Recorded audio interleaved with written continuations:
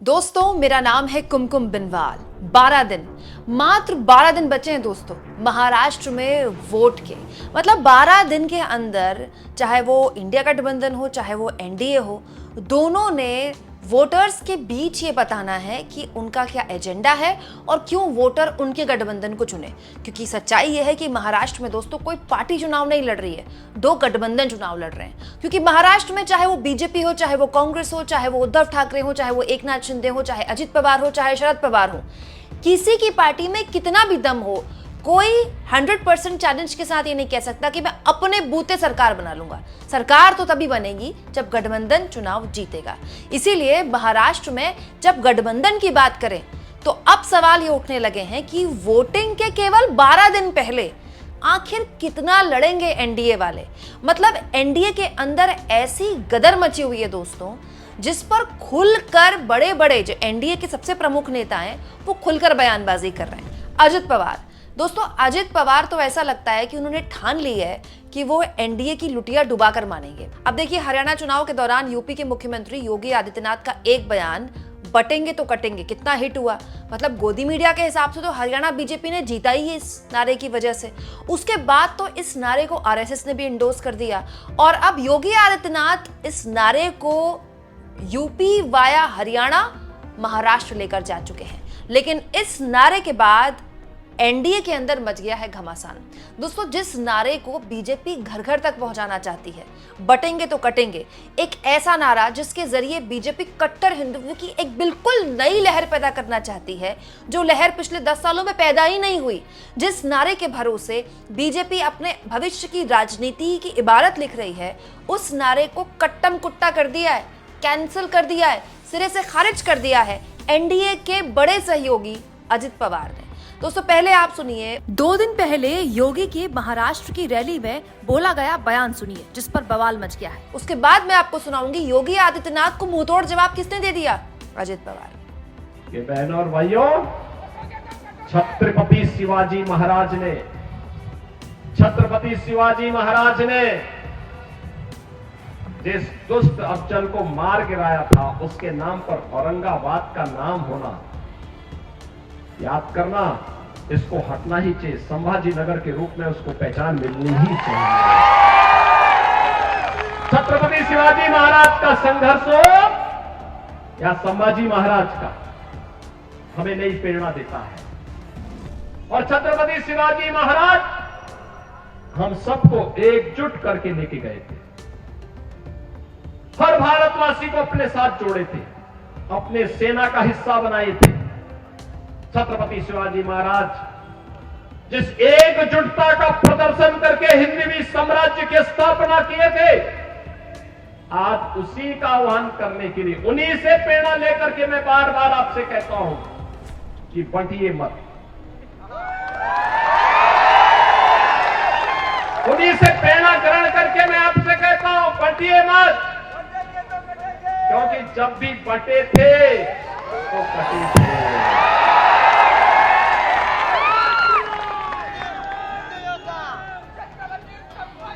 एक है तो नेक है, एक है तो सेफ है, और बटे थे तो कटे थे। हमें बटना नहीं है, एकजुट होना है।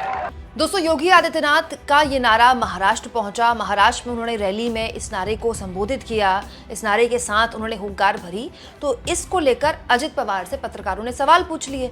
क्यों? क्योंकि अजित पवार ये उम्मीद करते हैं कि जो मुस्लिम मतदाता है वो उनको वोट करेगा। अजित पवार के कहने पर ही मदरसों के टीचरों की जो सैलरी थी वो बढ़ाई गई थी। और अजित पवार जिस लेगेसी से आते हैं, शरद पवार, वो एक लिबरल लेगेसी है, सेक्युलर लेगेसी है। तो जब योगी आदित्यनाथ ने ये बयान दिया तो इस पर अजित पवार ने मुंह फुला लिया। अजित पवार ने पत्रकारों से इस बयान के जवाब में कहा है, महाराष्ट्र छत्रपति शिवाजी महाराज, शाहू महाराज और महात्मा फूले का है। आप महाराष्ट्र की तुलना अन्य राज्यों से ना करें। महाराष्ट्र के लोगों को ये पसंद नहीं। उन्होंने कहा कि शिवाजी महाराज की शिक्षा समाज के सभी वर्गों को साथ लेने के चलने की है। बताइए दोस्तों, महाराष्ट्र क्या देश से अलग है?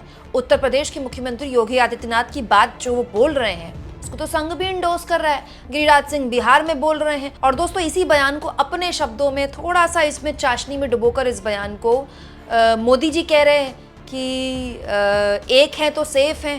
तो क्या अजित पवार प्रधानमंत्री मोदी के बयान को भी यही बोलेंगे? दोस्तों ये सब कुछ तब हो रहा है जब आज मोदी जी ने महाराष्ट्र में 2 रैलियों को संबोधित करना है। अब वोटिंग के केवल 12 दिन बचे हैं, तो आप लगातार धुआंधार प्रचार देखेंगे तमाम बड़े नेताओं से जरिए। अभी एक दिन पहले इंडिया गठबंधन ने एक बड़ी रैली को संबोधित किया था, जिसमें राहुल गांधी भी महाराष्ट्र में जनसभा को संबोधित करने आए थे।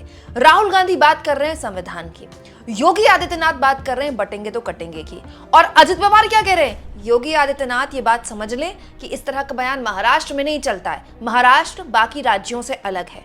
तो पहले एनडीए वाले बैठकर तय कर लें कि उनका नारा क्या है। दोस्तों चुनाव में बीजेपी का यही तरीका रहा है चुनाव जीतने का, और बीजेपी का ही नहीं, भारत की राजनीति का भी यही तरीका रहा है कि चुनाव में एक नेता होता है, एक नेता के इर्द गिर्द चुनाव लड़ा जाता है। कम से कम बीजेपी तो यही करती है। अब बीजेपी के पास महाराष्ट्र में कोई एक नेता तो है नहीं। दिक्कत यह है कि जो 3 पार्टियां चुनाव लड़ रही हैं एनडीए में, तीनों चाहती हैं कि वो सीएम बन जाए। फडणवीस चाहते हैं वो सीएम बने, एकनाथ शिंदे चाहते हैं वो सीएम बने, और अजित पवार चाहते हैं वो सीएम बने। हालांकि अजित पवार के सीएम बनने का ख्वाब तो बीजेपी ने चुनाव से पहले ही कट्टम कुट्टा कर दिया, कैंसिल कर दिया। सीटें ही उनको 52 मिली हैं। जो पार्टी 52 सीटों पर चुनाव लड़ रही है वो कितनी सीटें जीत जाएगा, और जीतने के बाद क्या ही सीएम बन जाएगा। तो अजित पवार के अरमानों पर तो पहले ही बीजेपी ने पानी फेर दिया है, और अब अजित पवार वही काम क्या बीजेपी के साथ कर रहे हैं, बीजेपी के अरमानों पर पानी फेर रहे हैं। मतलब आप सोचिए, बीजेपी चाहती है कि कट्टर हिंदुत्व की मुद्दे पर वो हिंदुत्व की लहर पैदा करे महाराष्ट्र में, और जो राहुल गांधी का संविधान बचाओ या पिछड़ों और दलितों का जो अभियान है उसके खिलाफ वो बटेंगे तो कटेंगे जैसे बयानों के जरिए हिंदू समाज के बीच संदेश दे कि किसी भी हाल में आपको जातियों में नहीं बंटना है। लेकिन अजित पवार कह रहे हैं सब महाराष्ट्र में नहीं चलेगा। तो अजित पवार ये बात पहले बीजेपी को अपनी सीक्रेट मीटिंग में बता देते कि भैया योगी आदित्यनाथ से इस तरह के बयान मत बुलवाइएगा।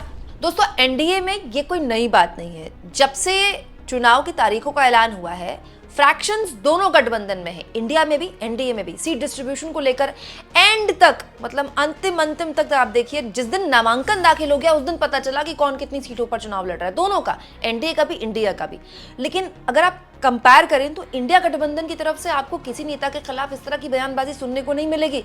लेकिन ऐसा कोई एक दिन नहीं जाता जब एनडीए के नेता एक दूसरे के खिलाफ बयानबाजी नहीं करते। अब आप नवाब मलिक को देख कर ले लीजिए। नवाब मलिक के लिए देवेंद्र फडणवीस ने अपने वक्त में 1-2 साल पहले बयान दिया था कि नवाब मलिक के कनेक्शन दाऊद से हैं, डी कंपनी से हैं। अभी भी बीजेपी अपने उस स्टैंड पर कायम है। नवाब मलिक के लिए बीजेपी ने कह दिया है कि वो विरोध करते हैं नवाब मलिक को टिकट देने का, जबकि नवाब मलिक को ना केवल अजित पवार ने टिकट दिया, बल्कि नवाब मलिक सीना ठोक कर कह रहे हैं कि वो चुनाव लड़ेंगे और चुनाव जीतेंगे। अजित पवार उनके लिए प्रचार भी कर रहे हैं, यहां तक कि बीजेपी ने कह दिया कि हम प्रचार भी नहीं करेंगे नवाब मलिक के लिए। लेकिन नवाब मलिक, जिन पर बीजेपी डी कंपनी का दाऊद के लिए काम करने का आरोप लगाती थी, वो अजित पवार के टिकट पर चुनाव लड़ रहे हैं। मतलब हद हो गई। आप सोचिए, कल को एनडीए अगर जीत कर आता है, 1% आप समझ लीजिए, एनडीए अगर जीत कर आता है, तो क्या एनडीए एक ऐसे विधायक के समर्थन से जीतेगा? विधानसभा में क्या एक ऐसे विधायक का समर्थन लेगा जो दाऊद का करीबी था, जिस पर दाऊद के करीबी होने का आरोप खुद बीजेपी लगाती थी? इससे बड़ा फ्रैक्शन आपने किसी में देखा है? अब ये खबर अगर इंडिया गठबंधन से निकल कर आती तो गोदी मीडिया ने अब तक आसमान फाड़ दिया होता। इसके अलावा आपको याद होगा, जब चुनाव की तारीखों का ऐलान होने वाला था, उससे पहले कैबिनेट की बैठक हुई थी, आखिरी कैबिनेट की बैठक। उसमें भी खबर आई थी कि काफ़ी नाराज चल रहे हैं अजित पवार, और 5-10 मिनट बाद ही वो कैबिनेट की बैठक से निकल गए, क्योंकि वो इस बात को लेकर नाराज थे कि ये जो दोनों हाथों से आप रेवड़ियां बांट रहे हैं, एकनाथ शिंदे से वो नाराज थे। कल को अगर आपकी सरकार आ गई तो आपके 6 महीने चलाने मुश्किल हो जाएंगे, आप सरकारी कर्मचारियों को वेतन कैसे देंगे? तब भी अजित पवार नाराज थे। तो क्या ये मान लिया जाए दोस्तों कि अजित पवार ये बात समझ गए हैं कि एनडीए के अंदर अपनी मौजूदगी उनको दर्ज करानी है तो अपने उसूलों के लिए लड़ना होगा? और कहीं ऐसा तो नहीं कि अजित पवार ये बात समझ रहे हैं कि एनडीए से उनका दामन छूट सकता है, चुनाव के बाद वो एनडीए से अलग हो सकते हैं? कहीं ऐसा तो नहीं कि वो अपने लिए सेफ पैसेज तैयार कर रहे हैं? ये मैं खाली हवाई बात नहीं कह रही हूँ। अभी एक दिन पहले की खबर है दोस्तों, शरद पवार के खिलाफ रायत क्रांति संगठन के नेता सद्भाऊ खोट ने एक गलत टिप्पणी की थी, विवादित टिप्पणी की थी। दोस्तों, खोट ने सांगली में एक रैली के दौरान कहा था कि क्या शरद पवार महाराष्ट्र की हालत अपने चेहरे की तरह करना चाहते हैं। दोस्तों, खोट ने जब शरद पवार को लेकर इतनी टिप्पणी की तो अजित पवार ने इसको लेकर नाराजगी जाहिर की। अजित पवार की पार्टी की तरफ से कहा गया कि शरद पवार के लिए इस तरह के बयान बर्दाश्त नहीं किए जाएंगे। अरे भाई, इतना ही सम्मान था चाचा का तो उनकी पार्टी क्यों तोड़ी, उनकी पार्टी उनसे क्यों छीनी, उनका सिंबल उनसे क्यों छीना। मतलब ये कमाल की बात है दोस्तों। नहीं, गजब का प्यार उमड़ रहा है चुनाव से पहले। यानी कि अजित पवार ये समझ रहे हैं कि शरद पवार के बिना वो चुनाव नहीं जीत सकते। मतलब अगर उनको चुनाव जीतना है तो भी शरद पवार के नाम पर ही चुनाव जीतना है। हालत ये हो गई है कि अभी अजित पवार कुछ दिन पहले एक चुनावी रैली को संबोधित करते हुए बड़े भावुक तरीके से कह रहे थे कि लोकसभा चुनाव में आपने साहेब को वोट दिया, मतलब शरद पवार को वोट दिया, सीनियर पवार को वोट दिया, अब कम से कम मेरी बारी है, विधानसभा चुनाव में तो मुझे वोट दीजिए। ये सारी बातें कई और इशारा करती हैं दोस्तों। एक इशारा ये करती है कि ऑफ कोर्स अजित पवार की बात समझ में आ गई कि शरद पवार के बिना उनका काम नहीं चल सकता।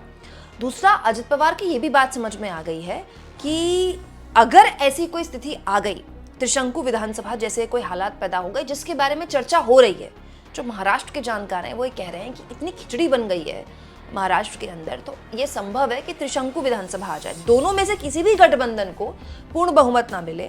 और ऐसी स्थिति में हो सकता है कि अजित पवार, जो वैसे भी एनडीए की सबसे कमजोर कड़ी माने जा रहे हैं, अजित पवार वापस चाचा के पास आ जाए, क्योंकि वैसे भी वो चाचा से इतना मोह है उनको कि उनके खिलाफ बयानबाजी बर्दाश्त नहीं कर पा रहे हैं, चुनाव भी चाचा के नाम पर ही लड़ रहे हैं। तो अजित पवार के लिए वापसी करना कोई बहुत ऐसी बात नहीं होगी कि बहुत भूचाल वाली बात है। लगातार अजित पवार शरद पवार से मुलाकातें भी कर रहे थे चुनाव से पहले, तो कई बार मुलाकातों की खबरें भी आई। तो बात ऐसी है कि अजित पवार अपने सारे पत्ते खोलकर चल रहे हैं। अजित पवार की ये भी बात समझ में आ रही है कि चाहे वो एनडीए में रहे, इंडिया में रहे, मुख्यमंत्री तो वो बनने से रहे, तो अगर उनको डिप्टी सीएम ही बनना है या फिर अपने कोटे के मंत्रियों को ही सरकार में शामिल करवाना है, तो फिर वो हार्ड बार्गेनिंग क्यों ना करें, चाहे वो चुनाव के दौरान, चाहे वो चुनाव के बाद। इसीलिए अजित पवार खुलकर योगी आदित्यनाथ को लेकर बयान दे रहे हैं। तो फिर ये कह लें कि योगी आदित्यनाथ के बयान को सिरे से खारिज कर रहे हैं। आप इस मुद्दे पर क्या सोचते हैं दोस्तों? ये सब कुछ तब हो रहा है जब आज मोदी जी को 2 रैलियों को संबोधित करना है महाराष्ट्र में। कमेंट बॉक्स में जरूर लिखें और जितना हो सके चैनल को शेयर करें, सब्सक्राइब करें और थैंक्स और ज्वाइन के ऑप्शन से अगर आप चाहें तो कुछ आर्थिक मदद भी चैनल की जरूर करें।